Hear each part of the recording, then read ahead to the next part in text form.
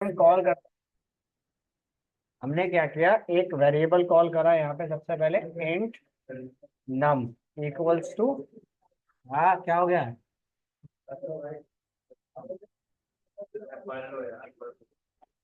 ठीक है, सबसे पहले दिया हमने यहाँ पे एक variable int num equals to 100, और एक वेरिएबल लिया हमने यहाँ पे स्टैटिक स्ट्रिंग, यहाँ ले लेते हैं नेम इक्वल्स टू अरे। इसके अंदर सिंगल कॉपी बनेगी, डाटा ओवरराइड होगा, इसमें हर बार ये सेपरेट कॉपी बना के देगा, और दोनों ही क्या है, ग्लोबल वेरिएबल। क्लियर? अब फंक्शन पे जाने से पहले अब मेन एंट्री पॉइंट में जाता हूँ। अब मुझे दोनों वेरिएबल को कॉल करना है, तो कॉल करने के लिए क्या करना पड़ेगा?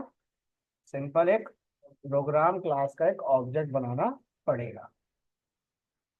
ठीक है, और console dot write line obj dot num, तो ये हो गया मेरा इंस्टांस वेरिएबल। हमेशा ऑब्जेक्ट के साथ कॉल होता है हमारे पास। क्लियर है यहाँ तक?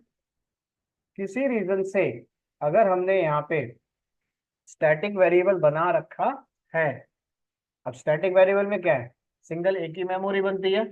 जिस वेरिएबल की, जिस मेथड की multiple memory separate separate create होती है, कॉल क्लास ऑब्जेक्ट के साथ। और जिसकी सिंगल मेमोरी बनती है, डायरेक्ट कॉल कर दो, उसको क्लास की जरूरत नहीं है ऑब्जेक्ट की। मेरे को समझ आ गया? यानी कि ये डायरेक्ट कॉल होगा आपके पास, ये कॉल होगा क्लास ऑब्जेक्ट के साथ। क्लियर है यहाँ तक? जिनकी मल्टीपल मेमोरी डिक्लेयर होती है, किसी भी टाइप के फॉर्मेट में हो सकती है, वो ऑब्जेक्ट के साथ कॉल होंगे। जिसकी सिंगल मेमोरी बनती है, वो डायरेक्ट अपने नाम से कॉल होगा। क्लियर? चाहे वो लोकल वेरिएबल हो, चाहे वो ग्लोबल वेरिएबल।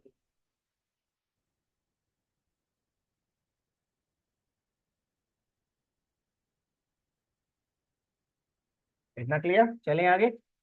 ये तो हो गया वेरिएबल का कॉन्सेप्ट। चलो अब इसको यहाँ से हटा। अब हमने क्या किया, यहाँ पे एक मेथड बनाया, इंस्टांस मेथड बनाया, जैसे void add। अब ये किस टाइप का मेथड है मेरा? ये मेथड है हमारे पास नॉन स्टैटिक टाइप का। ठीक है, मैं स्टैटिक कीवर्ड नहीं लगा, नॉन स्टैटिक कह लो या फिर इसे इंस्टांस मेथड कह लो अपना। दिस, इसमें क्या होता है, कंटेन,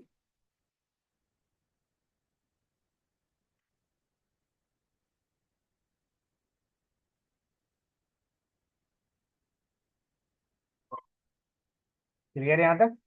यानी कि इस टाइप के मेथड के अंदर स्टैटिक और नॉन स्टैटिक बोथ टाइप की फील्ड आप ऐड कर सकते हो। अब इसी केस में अगर हमने स्टैटिक मेथड बना दिया, जैसे मेथड सेम देखो वैसे ही बनेगा, हमने यहाँ दे दिया सब्ट्रैक्ट, बस करना क्या है, स्टैटिक की बना जाएगा। क्लियर है यहाँ तक? अगर हमने स्टैटिक टाइप का मेथड बना दिया, तो कंटेन ओनली स्टैटिक फील्ड या स्टैटिक एट्रीब्यूट, बस।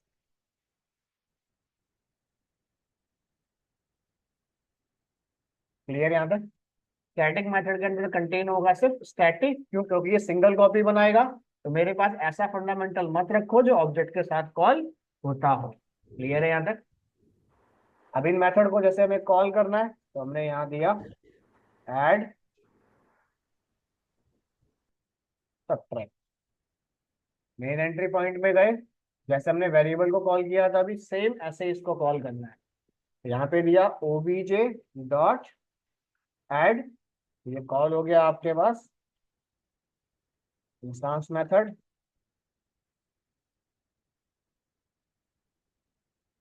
और अगर स्टैटिक मेथड है, तो कॉल डायरेक्ट, तो मुझे ऑब्जेक्ट की जरूरत नहीं। क्लियर? यानी कि अगर हमने स्टैटिक मेथड बनाया है, तो मैं अपने क्लास के ऑब्जेक्ट से पहले भी कॉल कर सकता हूँ, क्योंकि मैं किसी पर डिपेंड नहीं हूँ। बट अगर नॉन नॉन इंस्टांस हुआ मेरे पास, इस टाइप का मेथड हुआ, तो जब तक क्लास का ऑब्जेक्ट डिक्लेयर नहीं होगा, तब तक ये मेथड कॉल नहीं।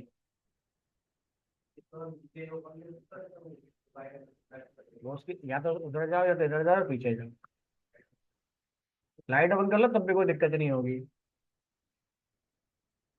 ठीक है, लाइट बंद करनी है, लाइट बंद कर लो, कोई इश्यू नहीं है। तो वो अरे तो प्रोजेक्टर चलेगा तो उसी की तो लाइट लगेगी। अरे ऐसे थोड़ी होता है, कहीं सिनेमा घर में जाते कोने में थोड़ी लगा होता है। ये बताओ, लगेगा सेंटर में ही। अगर इश्यू लग रहा है, देखो लाइट बंद करनी है, लाइट बंद कर लो, कोई दिक्कत नहीं है, ब्राइटनेस उसकी बहुत है। हाँ ठीक है, लगेगा वो सेंटर के अंदर ही। ठीक है। हाँ, सारे बंद कर दो, फैन तो चल ही नहीं रहे बस। बस, फर्क कुछ नहीं पड़ेगा, उसकी लाइट ही इतनी है, लाइट जलाओ या ना जलाओ। ठीक है, साइड बैठ जाओ। हाँ, वो उसकी कम थोड़ी होगी, और जितना पीछे जाएगा ना प्रोजेक्टर, बस उतना ब्रिज बढ़ती चली जाएगी उसकी वजह से। तो साइड बैठ जाओ, ज्यादा इस कोने में हो जाओ, जाओ उधर। हम्म। उसको उठा रहा कर। क्या बैठ जाओ उधर। ठीक है? क्लियर। हाँ, इतना क्लियर यहाँ तक। स्टैटिक मेथड को किसी भी क्लास के ऑब्जेक्ट की जरूरत नहीं होती है, मेन एंट्री पॉइंट में कहीं भी लिख दो। बट अगर आपका नॉन स्टैटिक मेथड है तो वो बिना क्लास ऑब्जेक्ट कॉल। क्लियर है यहाँ तक। सेम रूल हमारे वेरिएबल के लिए। रन करते हैं इसे एक बार। बस क्लियर है यहाँ तक। क्लियर, या कुछ पूछना है? स्टैटिक वेरिएबल, स्टैटिक मेथड और नॉर्मल मेथड कैसे कॉल होगा ब्लैंक क्लास के अंदर, क्लियर है यहाँ तक? या कुछ पूछना है किसी को? क्लियर है यहाँ तक सबको? चलो, अब हमने क्या किया, अब दोनों वेरिएबल है। मैं यहाँ पे लिखता हूँ, सबसे पहले इस वाले मेथड में देखो, स्टैटिक वेरिएबल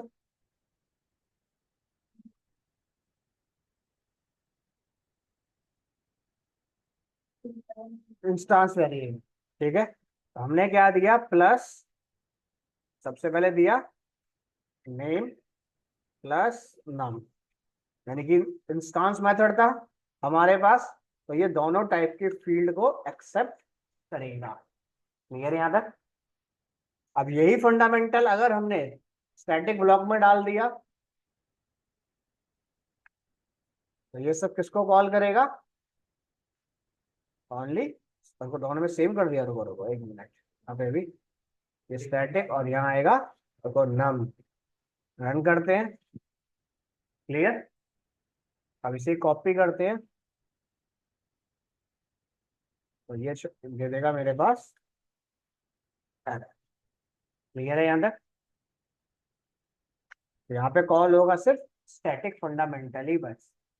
क्लियर, तो स्टैटिक ब्लॉक के अंदर सिर्फ वही डाटा एंटर करो जो स्टैटिक ब्लॉक को ही फॉलो करता हो या उसी टाइप की फंक्शनैलिटी प्रोवाइड करता हो, क्योंकि इसका जो मेन कंटेनर है उसकी जब सिंगल मेमोरी बनेगी, तो मेरे पास ऐसा फंडामेंटल मत रखो जिसकी मैं मल्टीपल बना सकूं। क्लियर, जब मैं अपनी ही नहीं बना सकता मल्टीपल मेमोरी, तो मेरे पास अगर कोई इंटरनल पार्ट आप कॉल करोगे तो मैं उसकी कैसे मेमोरी बनाऊं? क्लियर है यहाँ तक? चले आगे। Static variable, non static variable, static method, non static method, global और लोकल। क्लियर है सबको? या कोई और कुछ पूछना है बताओ। हम्म। अब ठीक है, अब इन मेथड को कहाँ पे कॉल करते हो, जहां पे मुझे पूछना पड़ता है, do you want to continue? ठीक है, जहां पे आपसे परमिशन ली जाए वहां पे कॉल करोगे नॉन स्टैटिक मेथड, और जहां पे मैं आपसे पूछूंगा नहीं वहां पे कॉल होंगे स्टैटिक मेथड। जैसे लॉग जनरेट हो रहे हैं तुम्हारे पास, भाई एटीएम मशीन में जाते हो, ऑटोमेटिक लॉग जनरेट हो जाता है। कई बार क्या होता है, कमांड चला रहे होते हो, ट्रांजेक्शन हो जाती है, अमाउंट विड्रॉल नहीं होता, भाई कस्टमर केयर फोन कर देते हैं हम, वो क्या पूछता है, कौन से एटीएम में हो, कितने बजे, कितनी ट्रांजेक्शन करी, तो ऑटोमेटिक क्या है, लॉग क्रिएट होता है आपके पास, आपके सिस्टम में टेम्परेरी फाइल्स जनरेट हो गई, कैशे मेमोरी जनरेट हो रही है, ऑटोमेटिक ही तो हो रही है सारी कुछ, वो सब किस में है, स्टैटिक के अंदर।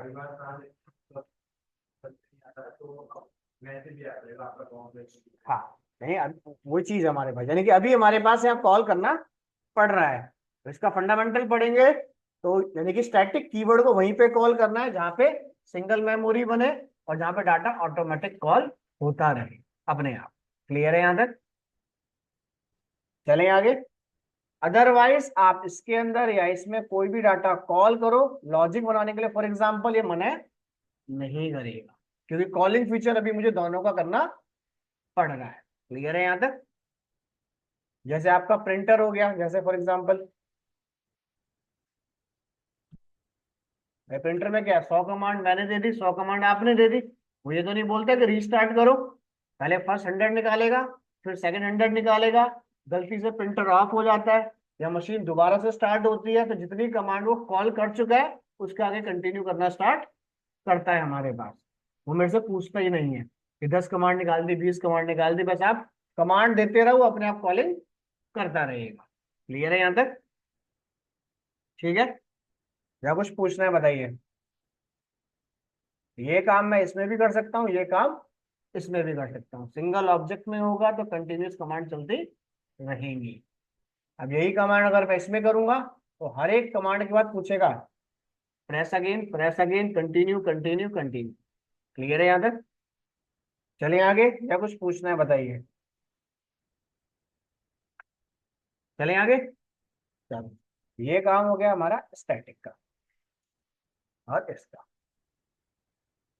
चलो, अब इतना काम करने के बाद, ठीक है, हमने इसके साथ में हमारे पास एक ऑप्शन था प्रॉपर्टी। क्या होती है प्रॉपर्टी?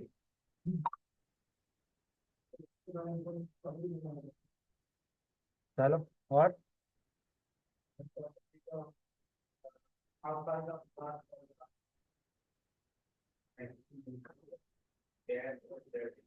जब डिक्लेयर डिक्लेयर करा सकते हो पहले तो ये सोचो, जब डिक्लेयर हो सकती है तो सोचो आउटसाइड कॉल करा सकता हूँ। हम्म।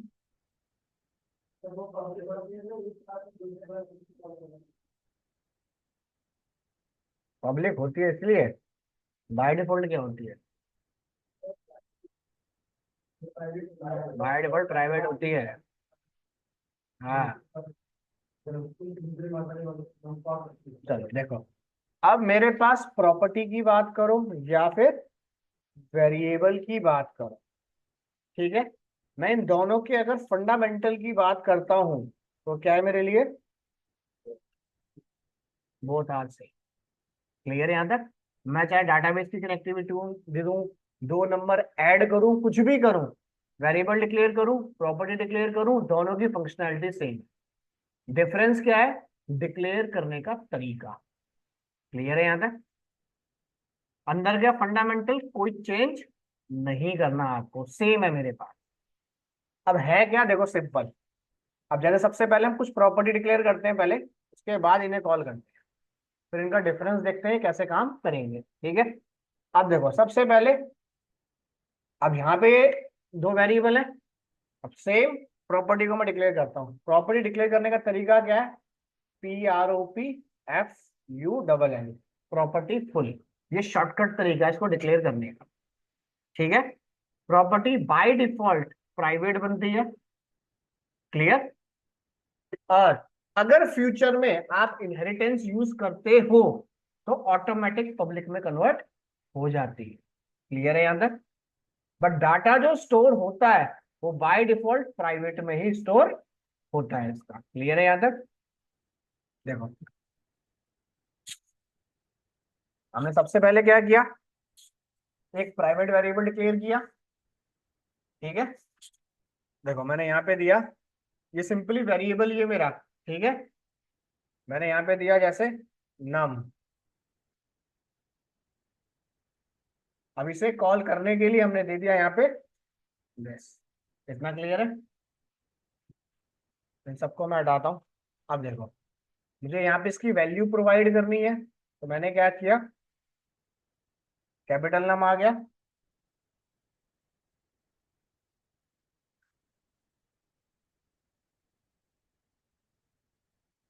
यानी कि मैं स्मॉल को यूज करूं या कैपिटल को यूज करूं, वैल्यू तो बाय डिफॉल्ट किस में जा रही है? प्राइवेट में ही जा रही है। अगर मैं पब्लिक इसमें वैल्यू स्टोर करता हूं तब भी ये किस में स्टोर करेगा? कैपिटल नम में। या मैं डायरेक्ट इसमें काम करता हूं तब भी किस में स्टोर करेगा? कैपिटल नम में। क्लियर है यहां तक?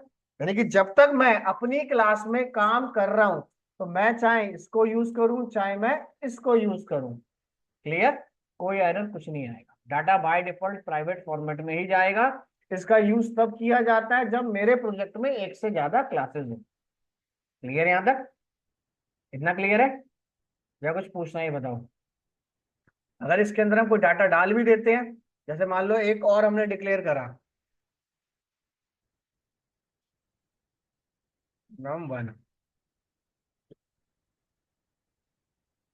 और यहाँ पे कर दिया हमने, और देखो यहाँ डाल दिया num, रन करता हूँ। सिर्फ डिक्लेयर करने का तरीका चेंज हुआ है अभी खाली, बस अंदर का फंडामेंटल चेंज नहीं हो रहा। अब डिक्लेरेशन का फॉर्मेट चेंज हो रहा है तो कुछ ना कुछ इसके बाद एडवांटेज होंगे, जो इसने अपने वेरिएबल को क्या किया, इस फॉर्मेट में कन्वर्ट करा। क्लियर है यहां तक? इतना समझ आ गया? यानी कि मैं नॉर्मल वेरिएबल डिक्लेयर करूं या प्रॉपर्टी डिक्लेयर करूं, अभी के लिए बोथ आर सेम। अगर आप फुल फॉर्म डिक्लेयर करना नहीं चाहते हो, एक शॉर्टकट तरीका और ऐसे डिक्लेयर करने का, देखो यहां लिखो खाली प्रॉपर्टी, बैकग्राउंड में प्राइवेट अपने आप डिक्लेयर कर देगा। क्लियर है यहां तक? कंपनी में यूज यही होता है बाय डिफॉल्ट। क्लियर है यहां तक? तो यहाँ पे गया देखो, result equals to,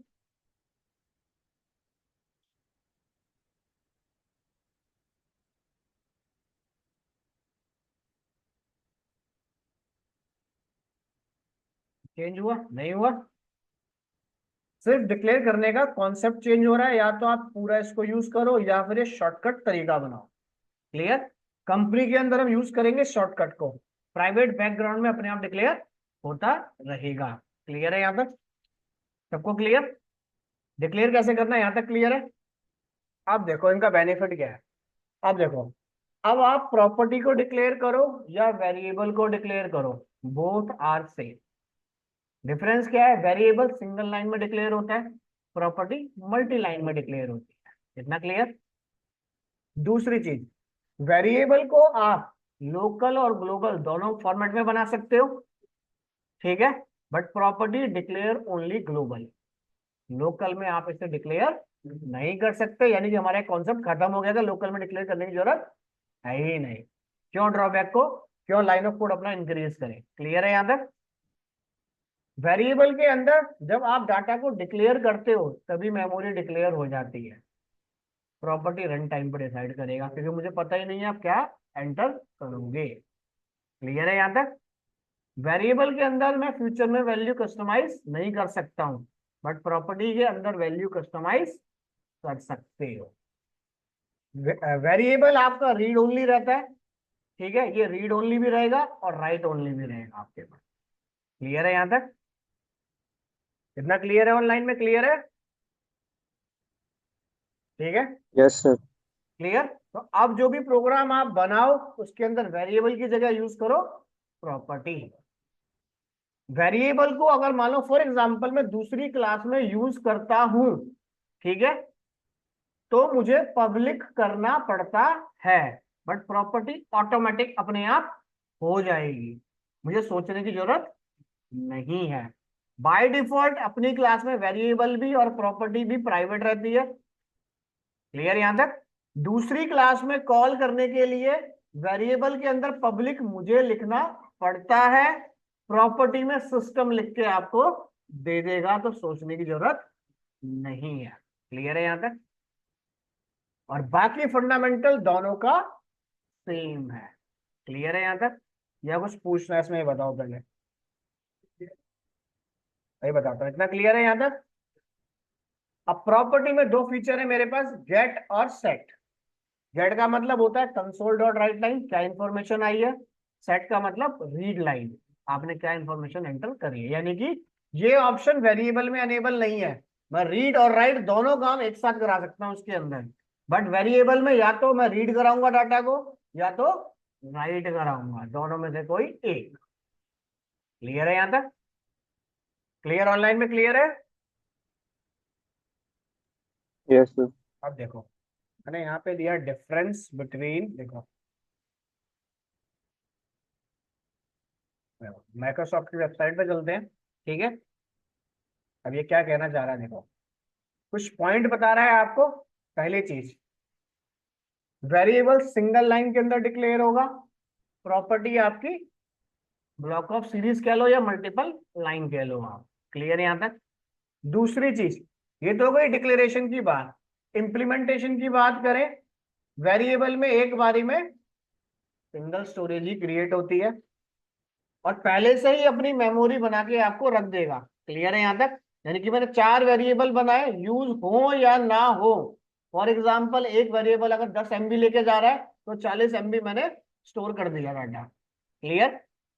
but property क्या कहता है, जब प्रोग्राम एग्जीक्यूट होगा मैं उस टाइम आपकी मेमोरी डिक्लेयर करूंगा, जरूरत है या नहीं। यानी कि जब प्रोग्राम एग्जीक्यूट होगा, मेमोरी बनेगी तो किसकी मशीन में बनेगी? क्लाइंट की मशीन में। और यहाँ पे जो मेमोरी बन रही है वो किसकी मशीन में बन रही है? मेरे सर्वर में। क्लियर है यहाँ तक? भाई जीमेल अकाउंट चलाते हो, थीम चेंज करते हो तो कहाँ पे चेंज होती है? क्लाइंट की मशीन पे, सर्वर पे नहीं होती है। हाँ, क्लाइंट की मशीन पे चेंज होती है हमेशा। क्लियर है यहाँ तक? इतना क्लियर है? कुछ पूछना है दोनों पार्ट में? क्लियर है? क्या चीज? डाटा सर्वर पे कुछ नहीं होता हमारे पास। अगर मान लो मैं फ्लिपकार्ट वहां फॉर एग्जांपल लो, सारा डाटा मैं क्लाउड पे करूँ, सिस्टम तो मेरा हैंग हो जाएगा। फ्लिपकार्ट को 2G की स्पीड में ओपन करो, टाइम लेता है? नहीं लेता।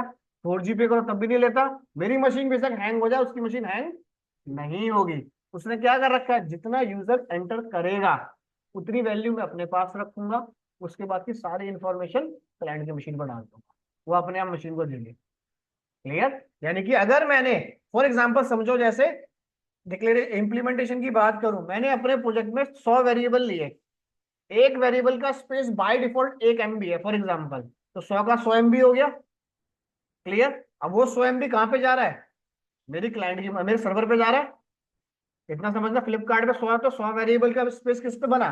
सर्वर पे। भाई एग्जीक्यूट हो या ना हो, मैं तो मेमोरी दे चुका हूं ना आपको प्रोग्राम। पर वही चीज अगर मैंने इसमें डाल दी तो इसने क्या कहा, जब मैं प्रोग्राम एग्जीक्यूट करूंगा, यानी कि जब क्लाइंट अपने प्रोग्राम को रन करेगा तो मेमोरी तब बनाऊंगा, तो वो किसकी मशीन में बनेगी? क्लाइंट की मशीन में। यानी कि रन टाइम पे डिसाइड करूंगा इसकी मेमोरी बनेगी या नहीं बनेगी। इसकी मेमोरी में डिसाइड ही नहीं करूंगा, डिक्लेयर करते ही कॉल कर दूंगा मैं। क्लियर है यहाँ तक? तो मेमोरी की बात करूं तो ये थोड़ा लाइट वेट है उससे।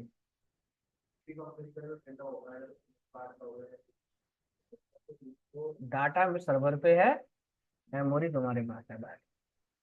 कैशे मेमोरी कहाँ स्टोर हो रही है? तुम्हारी मशीन पे। तुम्हें हर महीने, हर 15 दिन में डिलीट डिलीट करनी पड़ती है। डाटा होता है खाली बस।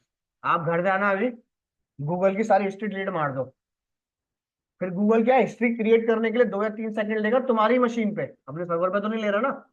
सर्वर पे क्या ले रहा है, जो आप लिख रहे हो सर्चिंग के लिए, सर्च करके जो डाटा आया आपकी मशीन पे डाल दिया। मशीन स्लो किसकी हो रही है? हमारी तो हो रही है। गूगल थोड़ी देर स्लो चल रहा है।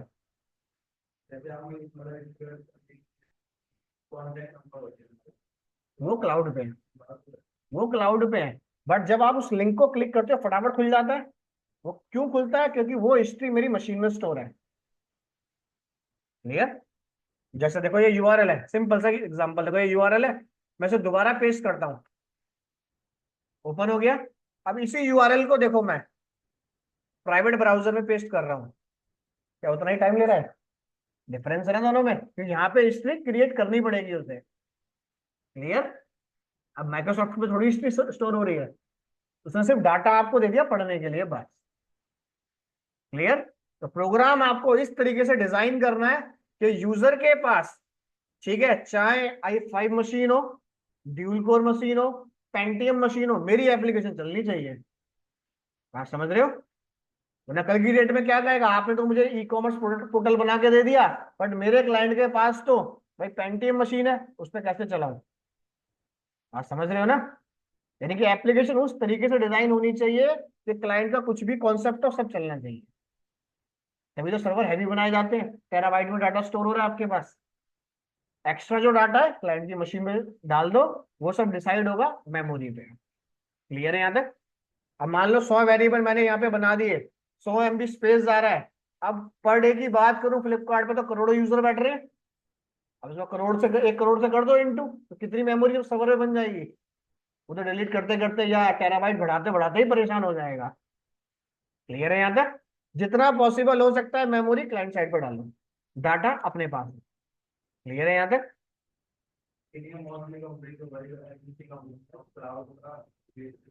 हम्म। अब सीआरएम बहुत लेंथी प्रोजेक्ट है कस्टमर रिलेशनशिप का, सब डाटा उसमें थोड़ी जाएगा, सिर्फ मेन मेन डाटा बस। हाँ।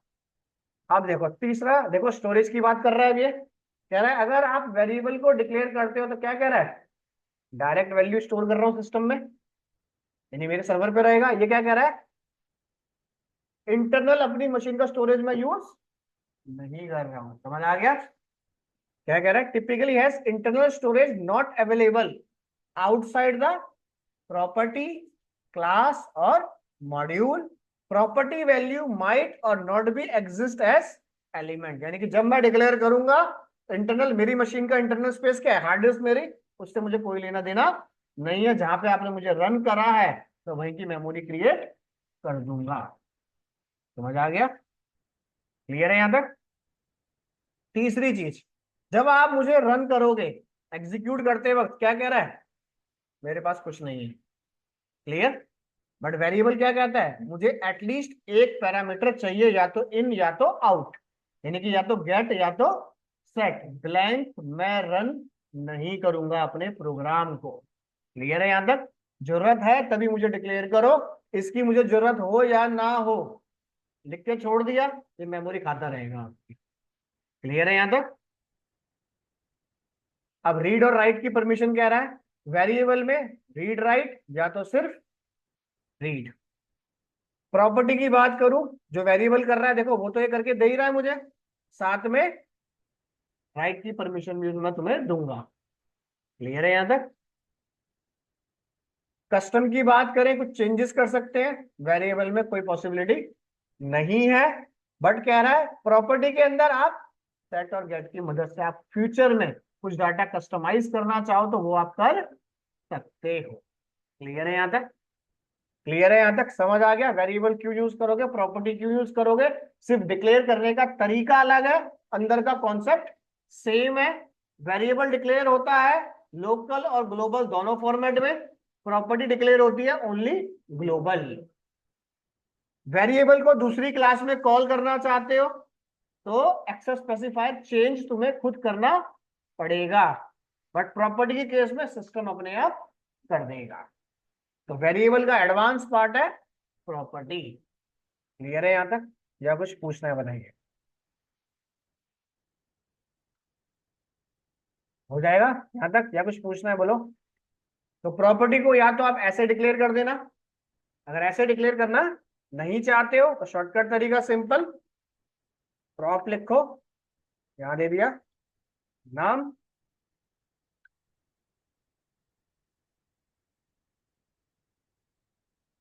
क्लियर है यहां तक, कुछ पूछना है। प्रॉपर्टी को स्टैटिक बनाओ नॉन स्टैटिक बनाओ, रिक्वायरमेंट हमारी है। अगर स्टैटिक बनाना है, कॉलिंग का और डिक्लेरेशन का और इम्प्लीमेंटेशन का रूल दोनों का सेम है वेरिएबल का, वो कोई एरर नहीं देगा आपको। देखो क्लियर है यहां तक, समझ आ गया। प्रॉपर्टी और वेरिएबल के बारे में कुछ पूछना है तो बताओ।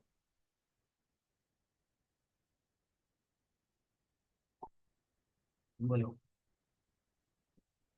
फिर चले आगे। क्लियर। क्लियर है सबको, या कुछ पूछना है। हाँ? ऑटो अवेलेबल कर रहे, कुछ नहीं होता इसमें। कैटरगेट दो ही होते हैं बस, तीसरा हर लैंग्वेज में सेम है ये। बाकी static non static abstract type virtual type interface type property declare कर सकते हो मल्टीपल फॉर्मेट में, जैसा टॉपिक वैसी प्रॉपर्टी आपके पास। क्लियर। तो रीड का मतलब कैसे पढ़ सकता हूँ, ठीक है। रीड राइट का मतलब, जैसे मान लो कोई पीडीएफ मैंने तुम्हें शेयर करी, पीडीएफ का मतलब क्या है, मैंने कोई पीडीएफ फाइल दी, एडिटिंग तो नहीं कर सकते, तो रीड ओनली। अगर मैं साथ में क्रेडेंशियल शेयर कर रहा हूँ तो रीड और राइट दोनों कर रहे हो, ठीक है। क्लियर, चले आगे। ऑनलाइन में कुछ पूछना है?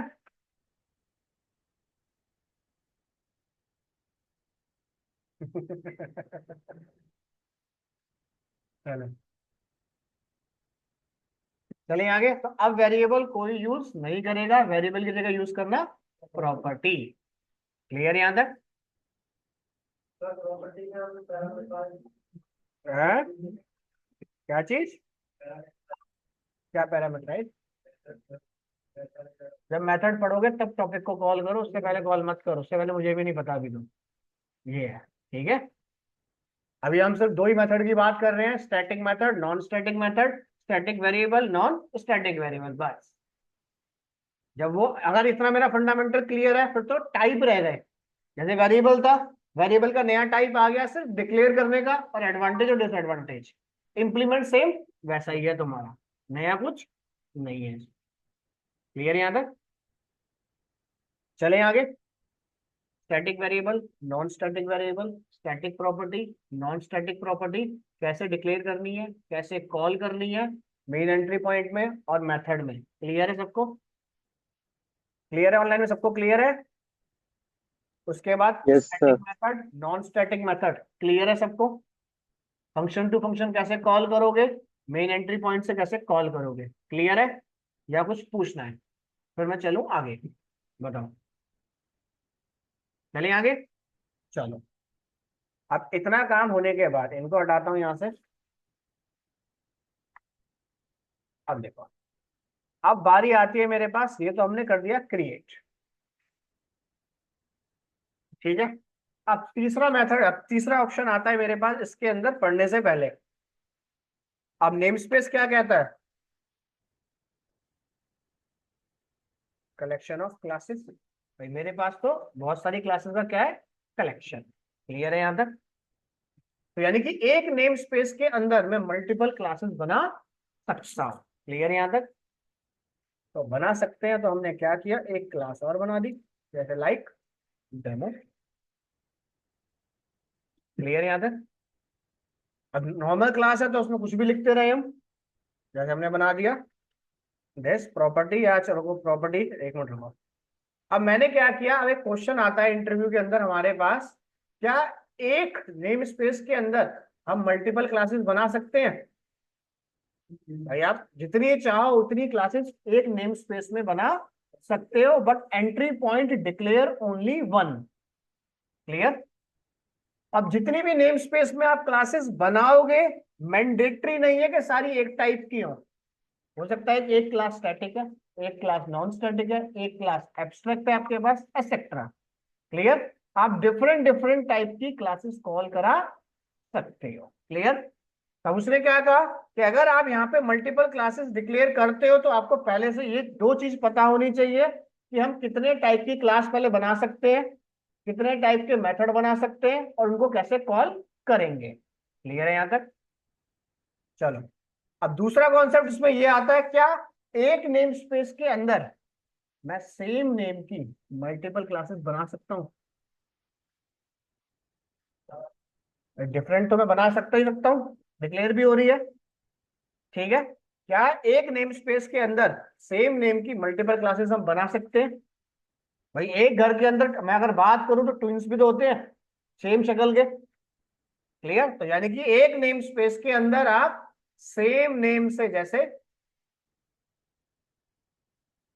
मल्टीपल क्लासेस बना सकते हो।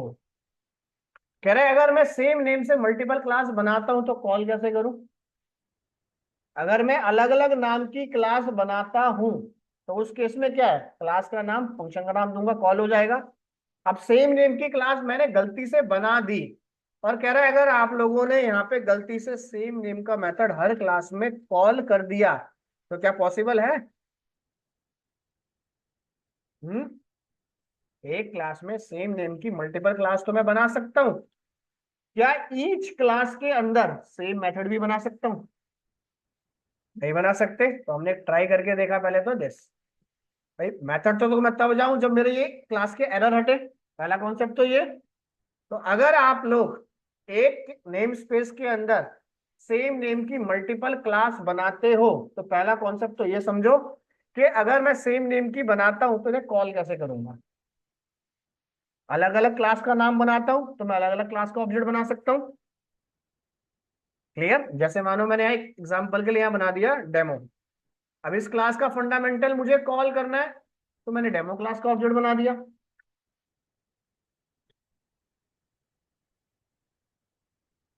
इतना क्लियर। प्रोग्राम क्लास का फंडामेंटल को कॉल करना है तो मैंने प्रोग्राम क्लास का ऑब्जेक्ट बना दिया। क्योंकि ऑब्जेक्ट बनाने का या क्लास इंस्टेंस बनाने की तो कोई लिमिट नहीं है। अब दिक्कत कहां पे आई, एक तो ये एक्टिवेट हो गया, ये एक्टिवेट हो गया, बाकी एक्टिवेट नहीं हुए क्योंकि नाम दोनों का अलग अलग। अब उसने कहा कि अगर आप चाहते हो अलग अलग नाम है तो सेम मेथड बना दो, हमें कोई फर्क नहीं पड़ेगा।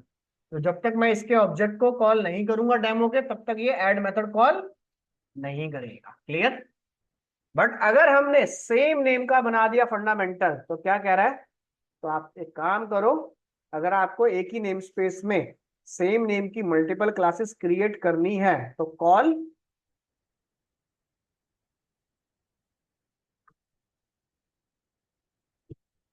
तो अपनी क्लास के आगे पार्शियल कीवर्ड लगा दो।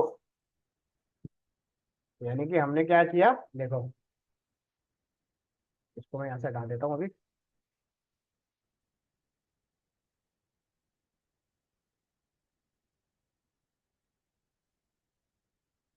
इतना क्लियर यहां तक।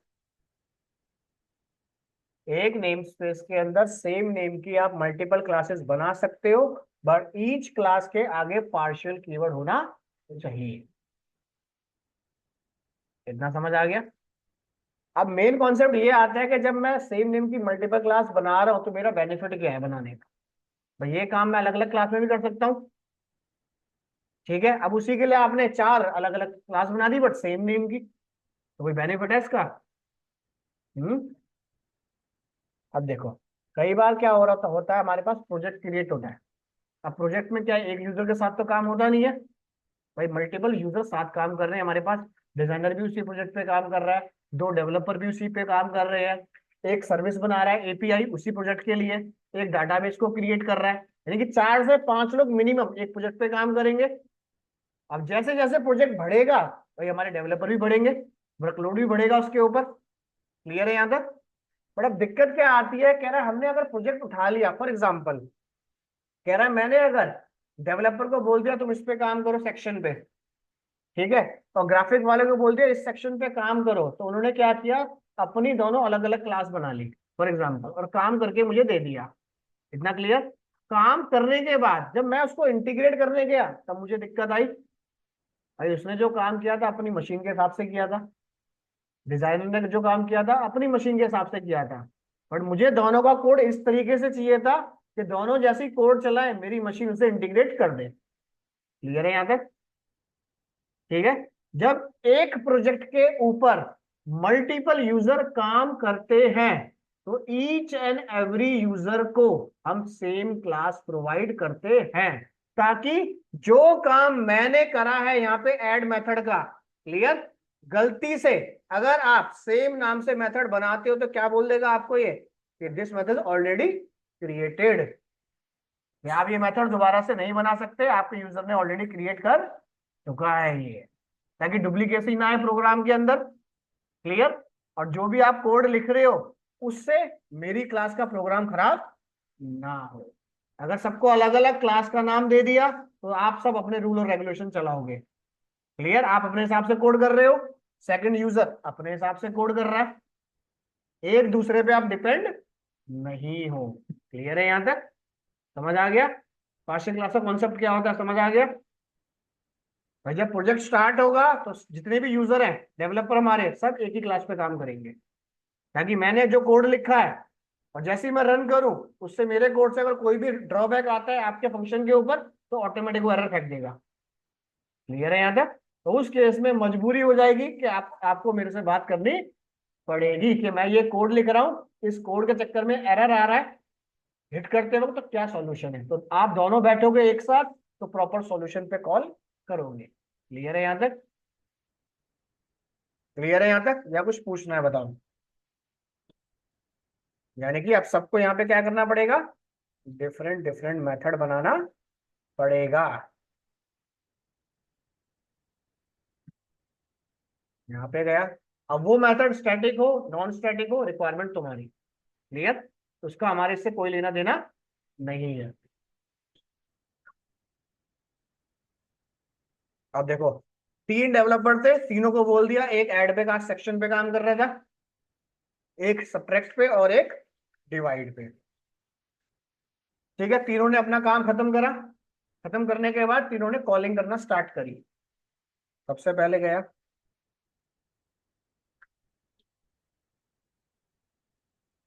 अगर मैं तीन अलग अलग क्लास बनाता तो पहली चीज, मुझे तीन ऑब्जेक्ट बनाने पड़ते, यानी कि तीन सेपरेट मेमोरी डिक्लेयर करनी पड़ती। अब तीनों क्लास का नाम सेम है, तो एक ही मेमोरी से तीनों ऑपरेट होंगे। क्लियर? सबसे पहले कॉल करा मैंने ओबीजे डॉट डिवाइड, रन करा, काम हो गया इसका। काम होने के बाद फिर मैं दूसरा कॉल करने गया, ओबीजे डॉट सब्ट्रैक्ट, ये भी कॉल हो गया। उसके बाद तीसरा कॉल करने गया, ओबीजे डॉट ऐड। क्लियर यहां तक? हम्म, इतना क्लियर यहां तक? ये तो हमने कर दिया, पार्शियल क्लास के थ्रू उनको बोल दिया अब तुम्हें जो करना है करते चले जाओ, जब मेरा प्रोजेक्ट पूरा फाइनल हो जाए तब मुझे बता देना, ताकि मैं जितनी भी क्लासेस मैंने बनाई है पार्शियल, इन सबको एक क्लास में इंटीग्रेट कर सकूं। तो जब प्रोजेक्ट बनेगा तो सिंगल क्लास में जाएगा, बनाओगे आप अलग अलग क्लास के अंदर। क्लियर? इतना क्लियर है ऑनलाइन में? चले यस सर। आगे। अब क्या हुआ, मेरा प्रोजेक्ट बन के पूरा हो गया रेडी। आठ नौ लोग जो भी हमारे डेवलपर थे सब काम कर रहे थे। सबने क्या कह दिया, हमारा काम हो गया है दिस, अब इसको कर दो फाइनल प्रोजेक्ट पे अपलोड। यानी कि जैसे ही फाइनल प्रोजेक्ट अपलोड होगा तो इन सबको क्या है, एक क्लास में मर्ज करना पड़ेगा। तो उसने क्या कहा, अब मैं मर्ज करूं तो एरर तो नहीं फेंकेगा। अगर मैंने अलग अलग क्लास बना रखी होती तो दिक्कत थी मेरे को। उस केस में क्या है, मुझे कॉलिंग फीचर भी चेंज करना पड़ता। क्लियर? जब पार्शियल क्लास बनी है तो उसने क्या कहा, आपको कुछ करने की जरूरत नहीं है, क्या करो, सीधा कोड को उठाओ, कट करो, पेस्ट, जो भी कोड बनाया है आप लोगों ने इसको करो और इनको यहां से हटा दो। कह रहा और कुछ चेंज करने की जरूरत तुम्हें नहीं है, सिर्फ फाइल को अपलोड कर दो अपनी, खत्म। मैं मशीन सेटिंग से लेकर सारा डाटा अपने आप मैनेज कर लूंगा। समझ आ गया? पार्शियल क्लास का बेनिफिट क्या है, समझ आ गया? और पार्शियल क्लास के अंदर आप चाहे स्टैटिक मेथड बनाओ, नॉन स्टैटिक बनाओ, या टाइप ऑफ वैरायटी जो हम पढ़ेंगे अभी, कुछ भी बनाओ, तो तुम्हारी मर्जी है। समझ आ गया? या कुछ पूछना है किसी? अब जैसे तुमने एक नाम सुना होगा, माइक्रोसॉफ्ट टीम वर्क, सुन रखा है? वो इसी पे काम करता है। जब कंपनी में फर्स्ट टाइम आप जाओगे, पोजीशन लोगे, तो आपको माइक्रोसॉफ्ट टीम पे काम कराएंगे। सारे एक साथ काम करेंगे एक ही आईडी के ऊपर मर्ज करके। क्लियर है यहाँ तक? यानी कि मैं उसमें कुछ भी लिखूंगा एक्स वाई जेड, आपको रिफ्लेक्ट होगा। आप कुछ भी लिखोगे तो मुझे रिफ्लेक्ट होगा। मेरी कुछ गड़बड़ी कर दी, मैंने कुछ गलत कोड कर दिया, तो मेरा कोड तो बंद हो ही गया, साथ में आपका कोड भी बंद हो जाएगा। क्लियर? ये काम होता है पार्शियल क्लास का। समझ आ गया पार्शियल क्लास? या कुछ पूछना है किसी को, ये बताओ। तो पार्शियल क्लास के अंदर एक्सेस स्पेसिफायर का कोई लेना देना नहीं है। कि मैं जितनी देर से बोल रहा था कि एक क्लास, अगर दो क्लासेस बनाऊंगा मिनिमम तो एक्सेस स्पेसिफायर आएंगे, तो पार्शियल क्लास के लिए कोई रूल नहीं है। एक्सेस स्पेसिफायर तभी डिक्लेयर किए जाते हैं जब ईच एंड एवरी क्लास का नाम डिफरेंट हो। क्लियर है यहां तक? चलें आगे, या कुछ पूछना है? और पार्शियल क्लास के अंदर नॉर्मल क्लास की तरह ट्रीट करो, जो लिखना है लिखते रहो, स्टैटिक नॉन स्टैटिक कुछ भी अपना। क्लियर? चलें आगे। चलो, हाँ सब कुछ। तो प्रोजेक्ट तो एक ही चल रहा है ना पूरा। देखो प्रोजेक्ट एक ही चल रहा है नाम से। क्लियर? यानी कि यहाँ पे मैं कुछ भी काम करता हूँ, बाकी यूजर को दिख रहा है, बाकी यूजर अपनी मशीन पे कुछ काम करना के दिखाना चाहते हैं तो शेयर करें, मुझे दिख जाएगा यहाँ पे। मुझे नई आईडी बनाने की जरूरत नहीं है और नई रिक्वेस्ट देने की जरूरत नहीं है। चलें आगे, या कुछ पूछना है इसमें? क्लियर? थर्ड क्लास बनाऊं? क्लियर है यहाँ तक? चलो, तो ये हमारे पास होगी, अभी पढ़ रहे थे हम इंटरनल क्लास, फिर आ गई पार्शियल क्लास। क्लियर है यहाँ तक? अलग अलग नाम है तो नॉर्मल, सेम नाम है तो पार्शियल। अब तीसरा कॉन्सेप्ट इसमें आता है हमारे पास, देखो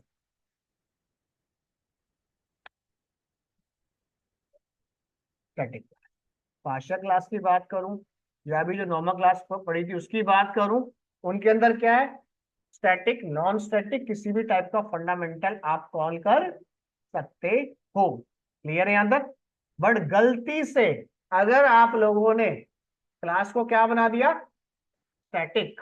देखो जैसे पार्शियल क्लास है मेरे पास, इसके अंदर अगर मैं कोई स्टैटिक मेथड भी बना दूं लाइक दिस, तो इसको कॉल करने के लिए ऐड। क्लियर यहां तक? अब गलती से अगर मैंने इसकी जगह क्या लिख दिया? स्टैटिक।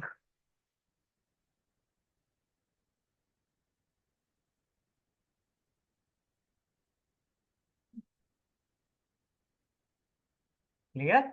स्टैटिक ब्लॉक के अंदर सिर्फ स्टैटिक फंडामेंटल ही काम करेगा, इसके अलावा मैं कोई और काम नहीं करूंगा। क्लियर है यहां तक? जैसे स्टैटिक मेथड कह रहा था, सिर्फ स्टैटिक पे ही काम करूंगा।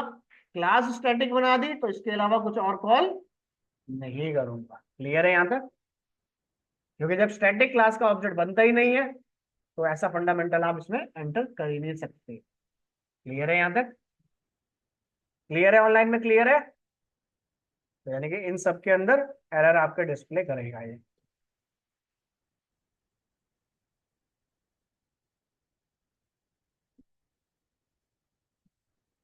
क्लियर? तो स्टैटिक क्लास 100 में से 1% बनाई जाती है, बट मेथड 98% होते हैं तुम्हारे पास। क्लियर है यहां तक? इसलिए हम क्लास ऐसे ही बनाते हैं जिसके अंदर ऑब्जेक्ट और नॉन ऑब्जेक्ट दोनों काम करें।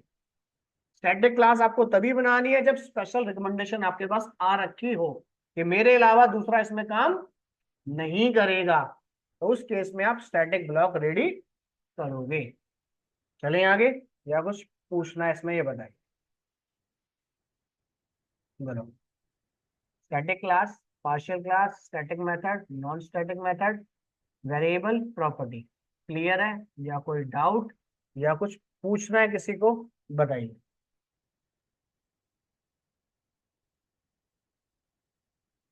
और इंटरव्यू के अंदर सब में से एक एक क्वेश्चन आना मैंडेटरी है।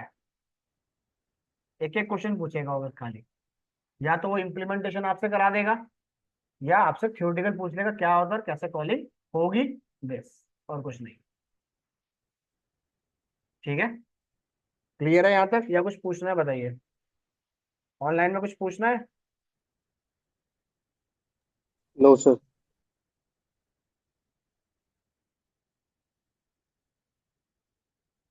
क्लियर ऑफलाइन में? चलें आगे। चलो देखो, अब इतना काम होने के बाद, ये तो हो गई 3 क्लास की बात। अब इन तीनों क्लास के अंदर, यानी कि normal class, static class, partial class, इन तीनों क्लास के अंदर हम टॉपिक पढ़ते हैं डिक्लेयर। क्लियर? इन तीनों क्लास के अंदर हम कितने टाइप के मेथड डिक्लेयर कर सकते हैं और कैसे कॉल कर सकते हैं। किसी भी एक क्लास में आप डिक्लेयर कर लेना, तीनों का रूल सेम है। क्लियर? बस स्टैटिक का रूल चेंज क्या होता है? स्टैटिक ब्लॉक वर्क करेगा सिर्फ स्टैटिक कीवर्ड पे। क्लियर? अब देखो, अब इनके अंदर मैं नॉर्मल क्लास की बात करूं, उसको हटा देता हूं जैसे मैं, वरना स्टैटिक के अलावा किसी और को कॉल नहीं करने देगा मुझे। नॉर्मल क्लास के अंदर आप स्टैटिक मेथड डिक्लेयर कर सकते हो, पहला मेथड तो हमने ये पढ़ा। दूसरा मेथड हमने इसमें ये पढ़ा था कि नॉन स्टैटिक को भी कॉल कर सकता हूँ।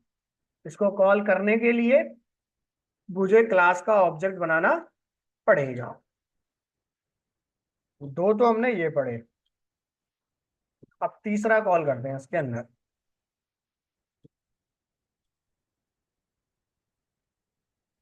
इसकी मैं बात करूं तो इसे आप स्टैटिक क्लास में कॉल कर सकते हो, नॉन स्टैटिक में कॉल कर सकते हो, सॉरी इसको सिर्फ स्टैटिक क्लास में ही कॉल कर सकते हो।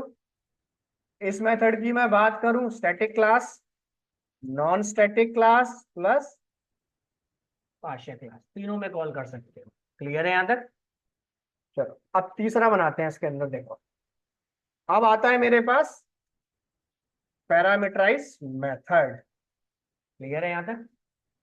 जो काम मैं इनमें कर रहा हूं वही काम मैं इसमें करूंगा, सिर्फ डिक्लेयर करने का तरीका चेंज हो रहा है और कॉलिंग का। क्लियर?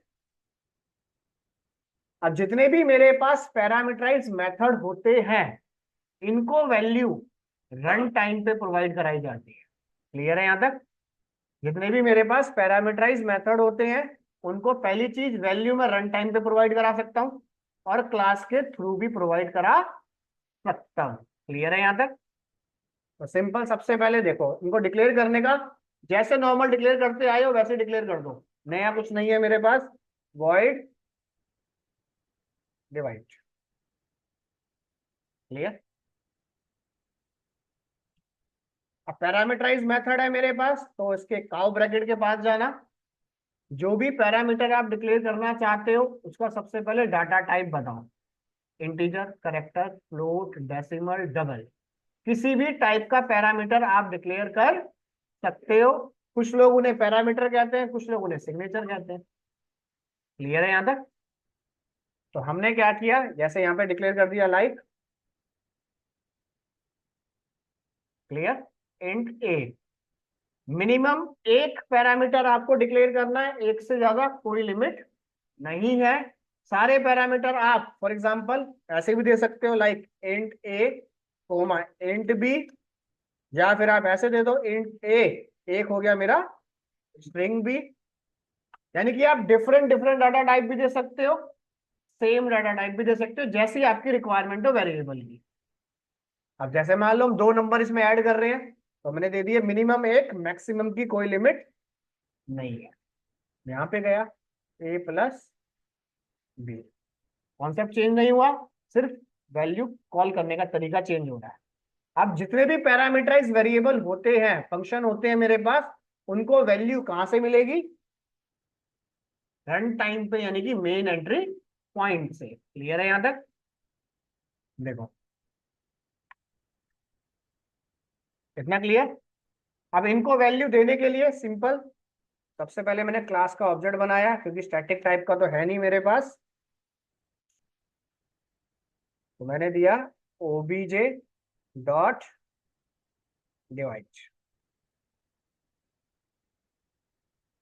ब्रैकेट ओपन करो, ये अपने आप बोल देगा कि आपको दो वैल्यू यहां से पास करनी है, ए और बी।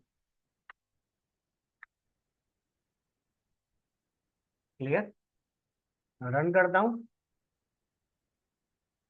समझ आ गया? इतना क्लियर। अब यहाँ पे अगर आप यूजर से वैल्यू लेना चाहते हो तो वो भी आप ले सकते हो, रिक्वायरमेंट हमारी है। तो अगर मैं यूजर से भी वैल्यू लेना चाहता हूँ तो मैंने जैसे for example int same variable या डिफरेंट वेरिएबल, रिक्वायरमेंट मेरी है, क्योंकि जो भी वेरिएबल मैं डिक्लेयर करूंगा इस फंक्शन ब्रैकेट के बाहर वो अपनी डेफिनेशन लेके नहीं जाएगा। तो आप सेम नेम का भी डिक्लेयर कर सकते हो और डिफरेंट भी कर सकते हो। तो मैं दोनों कर देता हूँ, देखो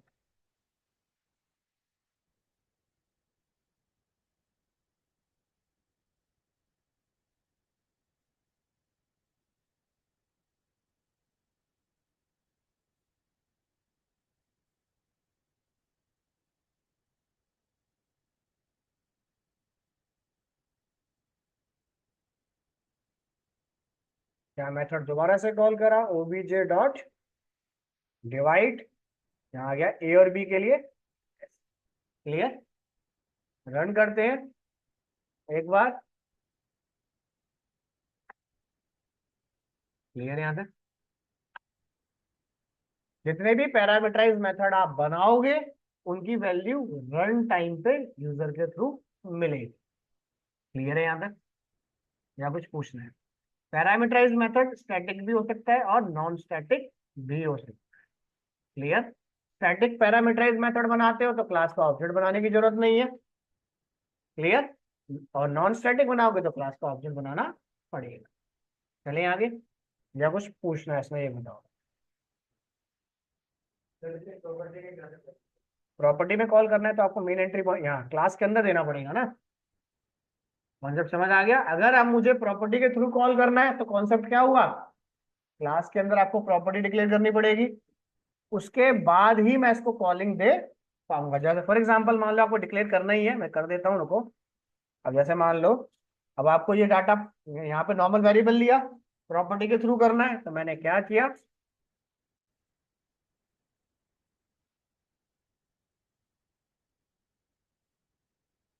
क्लियर। अब इस प्रॉपर्टी को कॉल करने के लिए मैं डायरेक्ट तो कॉल कर नहीं सकता हूँ। जैसे मैंने एक ही जगह डाल देता हूँ नम, क्या कह रहा है, डज नॉट एग्जिस्ट। अब इसके लिए या तो मैं ऑब्जेक्ट बनाऊं, पहली चीज तो ये। अब ऑब्जेक्ट ऑलरेडी बना हुआ है मेरा फॉर एग्जांपल, तो मैं इसके थ्रू से कॉल कर सकता हूँ। इतना समझ आ गया। रन करता हूँ एक बार, देखो। और यहाँ पे दिया मैंने, एक मिनट,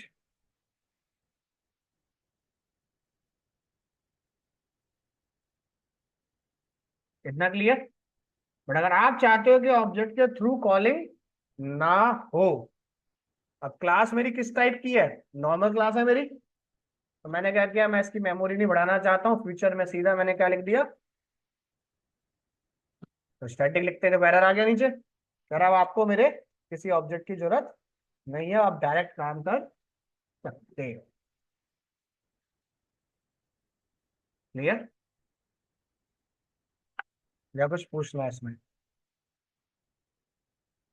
चलूं आगे, या कुछ पूछना है, ये बताइए। बोलो, यहाँ तक क्लियर है। चले आगे। चल, अब उसके बाद यहाँ तक क्लियर है ना सबको। अब इसके बाद इसको थोड़ा सा और एक्सटेंड करूं तो हमने क्या किया, देखो, जैसे एक मेथड और बनाया, स्टैटिक हो, नॉन स्टैटिक हो, पैरामीटराइज हो, नॉन पैरामीटराइज हो, किसी भी टाइप का, ठीक है। हमने दिया वॉइड डिस्प्ले,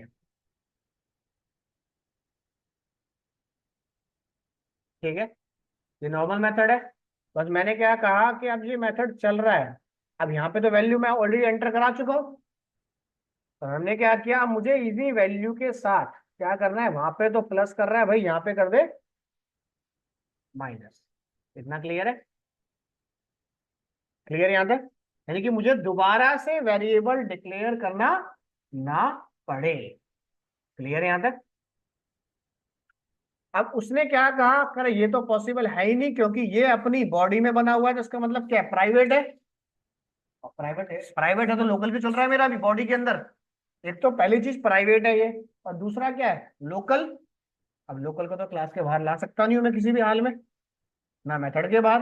तो कह रहे हैं आपको दोबारा से ही डिक्लेयर करना पड़ेगा। क्लियर। तो उसने कहा कोई ना कोई फंडामेंटल तो ऐसा आपके पास होगा कि लोकल वेरिएबल को मैं दूसरे मेथड में कॉल कर सकूं। हर बार पॉसिबल नहीं है कि मैं प्रॉपर्टी या ग्लोबल के थ्रू काम करूं भाई, कोई ना कोई कंडीशन ऐसी आएगी कि लोकल वेरिएबल को ही मजबूरी में आपको आगे यूज करना पड़ेगा। क्लियर है यहां तक। तो लोकल वेरिएबल को यूज करने के लिए दो तरीके हैं मेरे पास। पहला, या तो आप क्या करो, एक वेरिएबल डिक्लेयर करो, जैसे डिफरेंट नेम से। क्लियर है यहां तक। और हमने क्या किया, रिजल्ट इक्वल्स टू ए, क्या हुआ, वैल्यू स्वैप हो गई भाई, एक ही वैल्यू चली गई रिजल्ट में, और मैंने इसको यहां कॉल कर दिया, यानी लोकल को डाल दिया ग्लोबल के अंदर।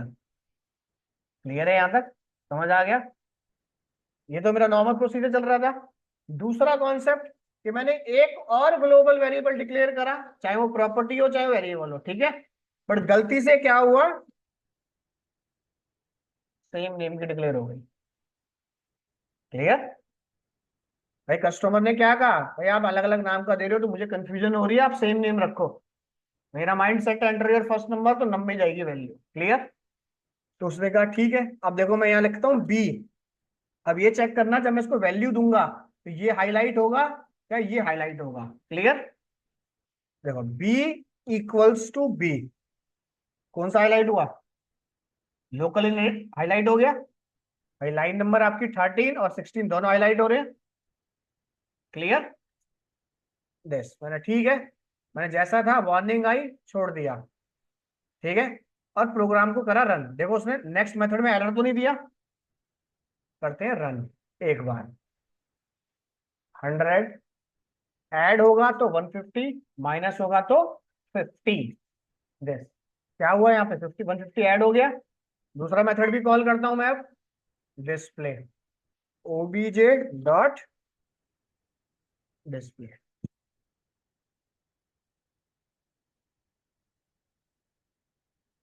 पहले वाले में ऐड हो गया, दूसरे में 100 आया, बट 50 की वैल्यू काउंट नहीं हुई। क्लियर है यहां तक?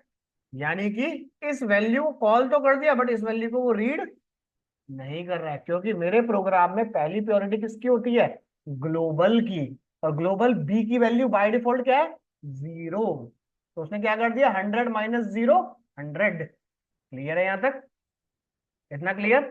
तो कह रहा है लोकल वेरिएबल की वैल्यू, अगर आपके पास ग्लोबल और लोकल वेरिएबल दोनों सेम नेम का है तो यूज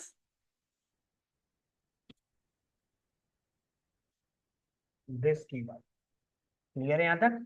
दिस कीवर्ड का काम क्या होता है? दिस कीवर्ड जितने भी लोकल वेरिएबल होते हैं उनकी मेमोरी ग्लोबल के अंदर स्टोर कर देता है, या फिर किसी भी लोकल वेरिएबल की इंफॉर्मेशन एक से ज्यादा मेथड में आप पास करना चाहते हो तो यूज दिस कीवर्ड। क्लियर है यहां तक? अब रन करता हूं, दोबारा से सेम वैल्यू देता हूं, देखो समझ आ गया? यानी कि लोकल वेरिएबल की इंफॉर्मेशन भी आप करंट क्लास के अंदर दूसरे मेथड में पास कर सकते हो with the help of this keyword. समझ आ गया यहां तक? या कुछ पूछना है बताइए, बोलो। हो जाएगा यहां तक? ऑनलाइन में हो जाएगा या कुछ पूछना है बताइए? हो जाएगा sir. Partial class, static class, ये तो नॉर्मल है मेरे पास। Static method, non static method, parameterize method और दिस कीवर्ड और प्रॉपर्टी कॉल हो जाएगा। चलो एक फाइल मैं आपको देता हूँ दिस। इस कॉन्सेप्ट को तो मैं कंटिन्यू रहेगा नेक्स्ट क्लास में। साथ में क्या पढ़ोगे अपने? नहीं, एक्सेस स्पेसिफायर मत पढ़ो अभी, नहीं अभी, अभी मत पढ़ो उसे। इसकी जगह ये पढ़ लो अभी, कंस्ट्रक्टर पढ़ लो पहले। कंस्ट्रक्टर पढ़ोगे या एरे पढ़ोगे? कंस्ट्रक्टर, चलो कंस्ट्रक्टर पढ़ लो बस। ठीक है।